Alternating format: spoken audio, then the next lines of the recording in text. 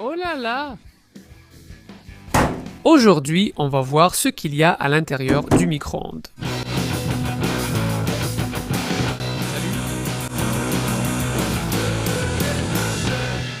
Il n'y a pas longtemps, on a publié une vidéo où on testait quelques objets qu'il ne faut pas mettre dans le micro-ondes. Donc, par exemple, on a mis une fourchette, du papier aluminium, une boîte repas, on a même allumé une ampoule à incandescence dans le micro-ondes. Dans cette vidéo, à un moment donné, le micro-ondes est tombé en panne et j'ai décidé de le démonter. Sauf qu'en le démontant, j'ai réussi à réparer le micro-ondes. Et du coup, ça a fini par créer une certaine frustration, n'est-ce pas? Parce que beaucoup de gens voulaient voir ce qu'il y avait à l'intérieur. Donc cette vidéo, c'est vraiment pour qu'on déclare la mort de cette petite bête ici. Avant de s'occuper de cette bête, je veux tester quelque chose. Beaucoup nous ont suggéré de mettre un CD dans le micro-ondes, il paraît qu'il se passe un truc fou. On va tester tant que ça marche. Le téléphone filme l'intérieur. Oui, j'ai percé un trou à l'arrière du micro-ondes. Si tu as vu l'autre vidéo, tu sais que les micro-ondes ne sortent pas par ce trou. Aucun risque pour le téléphone. Je vais fixer le CD à l'intérieur avec du ruban de masquage et voir ce qui se passe. Ah! Feu! Attends. Oh là là, non, pas comme ça. Ouais, je crois que c'est déjà un peu brûlé à l'intérieur. La dernière fois, le reste des trucs qu'il y avait là a pris feu. Tu veux voir? C'était sympa. Feu! Celui du plateau tournant qui prenait feu. Il est déjà dans une situation compliquée, non? On recommence, cette fois sans ce bazar. L'idée du CD, c'est qu'il a de l'aluminium à l'intérieur. Quand tu allumes le micro-ondes, un courant électrique se forme dans l'aluminium, générant ainsi de l'énergie électrique à l'intérieur. Cette énergie va se concentrer à certains endroits et ces points vont prendre feu. On va voir le CD se fissurer complètement, en théorie. Waouh! Mais c'est tout? Je m'attendais à plus. Essaie d'enregistrer au ralenti, non? Waouh! On pourrait retirer l'ampoule du micro-ondes pour voir dans le noir, non? Donc, on enlève juste l'ampoule sans regarder à l'intérieur. D'accord? Ampoule éteinte. L'ampoule est un peu cassée.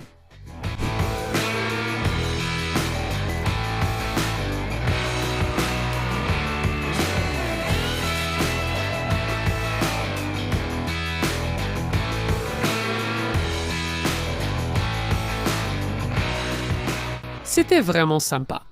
Ils ont laissé une toute petite figurine ici, posée sur une plateforme, en disant que c'est le surfeur des micro-ondes. Mais que sont les micro-ondes? Serait-il possible de surfer sur une micro-ondes? Je vais copier ce que dit notre grand livre de sciences ici. D'ailleurs, juste en dessous de la vidéo sur YouTube, vous trouverez toute notre collection des grands livres. D'accord? De sciences, de mathématiques, de biologie, de chimie. Ces livres sont vraiment géniaux. Les micro-ondes sont de la même famille que notre lumière visible. On appelle ça ondas eletromagnéticas. Então, les ondes plus grandes, par exemple, sont des ondes radio que nous utilisons pour les télécommunications. Les micro-ondes sont des ondes plus courtes. La lumière visible, elle est encore plus courte, ce sont des ondes plus petites. Et les rayons X sont extrêmement petits. À cause des rayons X, j'imagine que beaucoup de gens ont peur du micro-ondes. Je vais attraper un cancer devant le micro-ondes, mon cerveau va fondre. D'abord, les micro-ondes ne sont pas si puissantes que ça. Une protection entoure le four à micro-ondes pour éviter les fuites, les ondes ne traversant pas la boîte en métal. Et ici devant, on a ces petits trous qui sont minuscules. Ils sont de la taille idéale pour que les micro-ondes ne passent pas. Pour te donner une idée, j'ai tellement confiance que ça marche qu'on a percé derrière le micro-ondes et placé un téléphone en train d'enregistrer. Si ça ne fonctionnait pas, notre téléphone serait devenu une lasagne de micro-ondes. On se demande parfois pourquoi le micro-ondes a un plateau tournant. Pourquoi la nourriture doit tourner là-dedans? Dans un four traditionnel, la nourriture ne tourne pas. Ces micro-ondes sont plus fortes à certains endroits. Nous allons faire une expérience pour le prouver. Ce que je vais essayer de faire, c'est de prendre un morceau de papier, de bien le colorier au crayon de cire, en l'étalant bien. Ensuite, je vais le mettre au micro-ondes et voir si elle va fondre à des endroits spécifiques, à ces endroits où les ondes se concentrent le plus. Maintenant, il n'y a plus de lumière.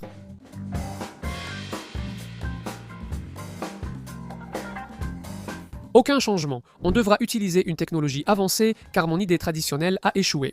Je vais mouiller un peu le papier et ensuite on va regarder avec la caméra thermique quel endroit a le plus chauffé. C'est bien de mouiller parce que les micro-ondes, elles agitent les molécules d'eau.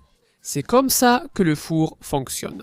Ces ondes électromagnétiques vont faire bouger les molécules d'eau de plus en plus, à l'échelle microscopique. Et c'est ça qui fait chauffer l'aliment. Ce n'est pas seulement l'eau, d'accord? Il y a aussi certains sucres. D'autres molécules aussi s'agitent avec les micro-ondes. Donc, tu peux mettre autre chose qui n'a pas d'eau et ça va quand même chauffer. Mais il est fait pour l'eau, d'accord? Là-dedans, on voit. Tout est un peu froid à cause de l'évaporation. J'allume ici. Au-dessus du micro-ondes, c'est chaud. Ah? Regarde ça.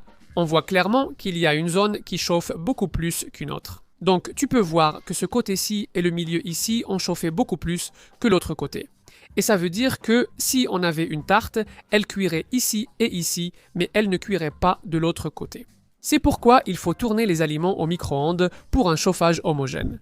Johnson, qui filme, devient excellent pour poser des questions. Il pose parfois des questions très difficiles qui m'embarrassent, mais elles sont toujours pertinentes. D'où viennent ces micro-ondes? Viennent-elles de tous les côtés? On devra démonter pour voir, n'est-ce pas?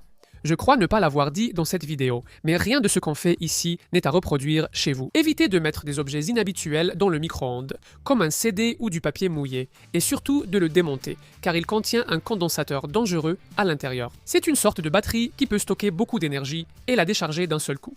Et ce, d'un seul coup, peut tomber sur nous. Dans ce cas, n'est-ce pas? C'est pour ça que démonter un micro-ondes ou n'importe quel appareil électronique comporte généralement ce risque. Certains appareils, comme les téléviseurs à tubes et les micro-ondes, possèdent un condensateur puissant. Il faut donc se préparer. Je sais déjà comment court-circuiter ce condensateur. En d'autres termes, faire décharger toute son énergie d'un seul coup. Ça, c'est le secret de toute l'affaire. Voici l'intérieur du micro-ondes. Et là, j'étais presque en train de mettre la main sur le condensateur. Essayons de le court-circuiter d'abord. C'est essentiellement ça, regarde. Il suffit de toucher une borne à l'autre. Et l'énergie est déjà déchargée. Je n'ai rien vu se passer, mais ça devrait suffire. De toute façon, j'ai déjà débranché toutes ces connexions ici. La première chose que je remarque, c'est qu'ouvrir et fermer la porte actionne 3 interrupteurs ici. C'est ça qui va faire que la lumière s'allume et que le micro-ondes s'éteigne. Il ne génère plus de micro-ondes porte ouverte. Je pense aussi qu'il y a un minuteur qui s'annule. Non, parce qu'au moment où tu ouvres la porte, électroniquement, il arrête de compter le temps que tu as réglé pour la cuisson. Regarde comme c'est intéressant où c'est placé. Il y a un petit bouton rouge ici. Quand on ferme, il appuie. Quand j'ouvre, il relâche. Plus bas, il y a un levier qui fait ça avec 2 autres interrupteurs. Donc, quand je ferme ou j'ouvre, il actionne 2 interrupteurs en même temps. Alors, on va libérer toute cette partie. D'accord ? Voici son panneau. Regardons ces boutons, d'accord? Ici, les boutons ne sont pas sur la carte, mais à l'extérieur. Il faudra utiliser le cutter ici. Un petit câble plat transmet les infos des boutons à la carte. Ah, maintenant oui. Voilà. Ici, on peut voir toutes les pistes par où l'énergie passe. Et chaque petit point comme ça, c'est là où il y a un contact. En résumé, il y aura des fils de chaque côté et un élément en cuivre qui, lorsqu'on appuie, relie les fils pour laisser passer l'énergie. Et je parie qu'ils utilisent ce type de bouton parce qu'il dure beaucoup plus longtemps. Si tu utilisais un écran tactile, ce serait beaucoup trop cher. Un écran tactile comme celui d'un téléphone portable, par exemple. Et si tu utilises un bouton comme ceux des anciennes télévisions qui fait clac. Le bouton mécanique, lui, il s'abîme. Donc, peut-être que ce type de bouton, vu sa tête, il est vraiment robuste. On dirait qu'il dure très longtemps.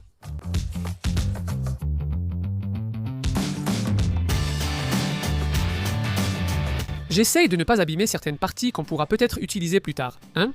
Regarde ici l'ampoule du micro-ondes. On dirait une ampoule à incandescence. 120 volts, 20 watts. Regarde ici le petit interrupteur que je viens de montrer tout à l'heure.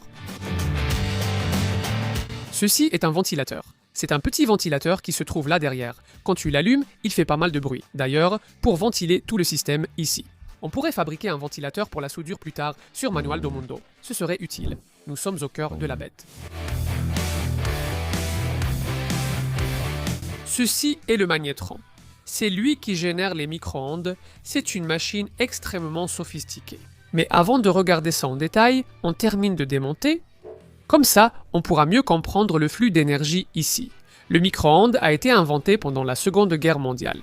Il y avait un ingénieur américain qui développait un radar pour détecter les avions. Et il a remarqué, pendant ses tests, que le chocolat dans sa poche avait fondu. Alors, il a décidé d'essayer avec d'autres choses. Il a mis du maïs à popcorn, le popcorn a éclaté. Il a mis un œuf, l'œuf a explosé. Et c'est de là qu'est né le four à micro-ondes, qui a commencé à être vendu, en fait, en 1947, un peu après la fin de la guerre. Maintenant, oui, nous avons ici les trois pièces principales du micro-ondes, le condensateur et le transformateur, puis le magnétron. Voici cette pièce, le condensateur, dont je vous ai parlé, qui stocke beaucoup d'énergie et peut vous donner une sacrée décharge. Et ça, c'est un transformateur. Il prend l'énergie qui arrive en 110 ou 220 volts et il l'élève à environ 2000 volts plus ou moins. Ces deux pièces vont préparer l'énergie pour l'envoyer ici dans le magnétron. À l'intérieur, il y a un filament qui va chauffer et libérer des électrons. Et ensuite, on a quelques aimants et il y a une chambre spéciale ici qui va faire en sorte que ces électrons commencent à tourner, à danser d'une manière particulière à l'intérieur. Et c'est ça qui va faire sortir les micro-ondes ici à l'extrémité.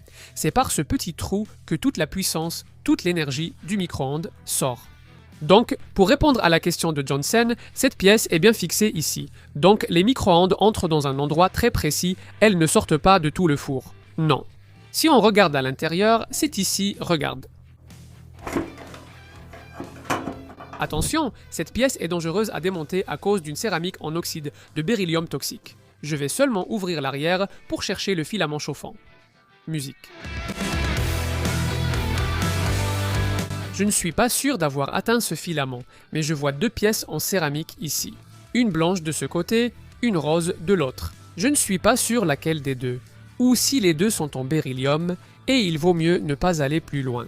Mais si c'était les Traji, ils prendraient ce truc de beryllium, ils le mettraient dans la farofa et ils le mangeraient. Moi aussi, je suis fan de Lettragie, mais j'aimerais voir la remise de diplôme de mes filles, en bonne santé. Mais attends, ne pars pas. Ma pièce préférée du micro-ondes, je ne l'ai pas encore trouvée. Elle est cachée dessous, tu vois, et je ne sais pas comment la sortir. Ici, sous le soleil, il ne reste que la carcasse du micro-ondes. Tout ça, c'est de la tôle. En gros, on a une capsule ici, c'est là que les micro-ondes vont circuler. Et on a une base, que je ne sais pas comment ouvrir. Je pense qu'il faut forcer un peu pour l'ouvrir, il faudra trouver une astuce, non? Musique. Maintenant, j'ai vu une vis ici. Peut-être qu'on n'a pas besoin de forcer autant. Je ne veux pas abîmer cette pièce, on va réessayer avec la vis. Ce matin, j'avais envie de faire du sport, donc je n'ai pas utilisé la visseuse. Ah, ça alors. Cette merveille, c'est le moteur du plateau du micro-ondes. C'est un moteur très différent de ce à quoi on est habitué. Regardez, il est fait pour du 110 volts, mais c'est un moteur avec une réduction qui tourne à 4 tours par minute. Il fait seulement 4 tours par minute. Je vais t'isoler ici pour ne pas que tu prennes une décharge. 1, 2, 3 et... Waouh! Ça, c'est pratiquement une turbine d'avion. Je vais devoir attacher un ruban ici pour que vous puissiez voir le spectacle de ce moteur en train de tourner. Regardez. On peut entendre son petit bruit de près. Écoutez. Je vais même mettre le micro pour que vous puissiez entendre. Musique. Comme je vous l'ai dit, c'est un moteur extrêmement lent. Il doit y avoir plusieurs engrenages à l'intérieur pour le rendre aussi lent, comme la première vitesse d'une voiture. Ici, le ruban permet d'observer sa rotation. Regardez ce que j'ai découvert. Si j'allume le moteur, il tourne dans un sens. Si je le débranche puis le rebranche dans la même position, il inverse le sens. Musique. Curiosité définitivement satisfaite alors. Si tu voulais savoir ce qu'il y a à l'intérieur d'un micro-ondes, c'est une machine très simple, mais elle est géniale. On a déjà filmé beaucoup de choses avec des micro-ondes, et une chose qui m'a vraiment surpris, c'est qu'un œuf dur, si tu le réchauffes au micro-ondes, il peut exploser. Clique là-dessus, c'est vraiment génial.